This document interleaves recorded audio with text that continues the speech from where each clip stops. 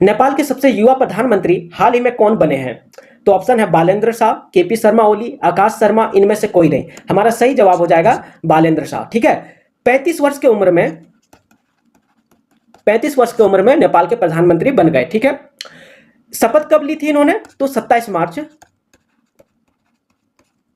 2026, यानी परसों, हाल ही में परसों इन्होंने शपथ लिया था। ठीक है, किस पार्टी से बिलोंग करते हैं? तो राष्ट्रीय स्वतंत्र पार्टी, आरएसपी, राष्ट्रीय स्वतंत्र पार्टी से बिलोंग करते हैं। ठीक है, ये पहले काठमांडू के मेयर रह चुके हैं। ठीक है, इससे पहले अगर बात किया जाए तो ये रैपर थे। जिस तरह से हम लोग का यहाँ हनी सिंह और बादशाह रैपर है, इसी तरह नेपाल के रैपर भी रह चुके हैं। इस चीज को आपको ध्यान में रखना है। ठीक है, अगर हम नेपाल का बात करें तो भारत के सबसे युवा प्रधानमंत्री कौन बने हैं अब तक? तो राजीव गांधी, राजीव गांधी। ठीक है, कितना उम्र में प्रधानमंत्री बन गए थे? 40 वर्ष।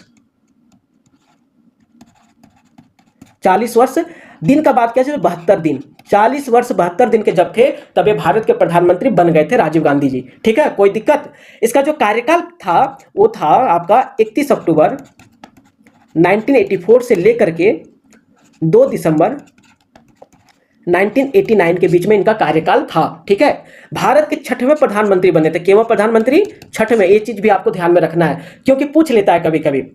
अगर इसका कार्यकाल में इसका जो योगदान था भारत के लिए, सबसे महत्वपूर्ण योगदान था डिजिटल क्रांति लाना। पूरा भारत में क्या चीज ले आए थे इन्होंने? डिजिटल क्रांति, डिजिटल क्रांति पूरा भारत में इन्होंने लेकर के आया था। ठीक है, ये चीज आपको ध्यान में रखना है। क्या चीज लेकर के आए थे? डिजिटल क्रांति। ये चीज आपको यहां पे ध्यान में रखना है। ठीक है, दूसरा इसका जो योगदान था, मतदान की आयु जो है ना 21 वर्ष से 18 वर्ष कर दिया। यानी पहले भारत में जो मतदान देने का जो अधिकार था 21 वर्ष से ऊपर के व्यक्ति दे सकते थे, 21 वर्ष उससे ऊपर। लेकिन इन्होंने क्या किया? 61वें संविधान संशोधन करके, क्या 61वें संविधान संशोधन करके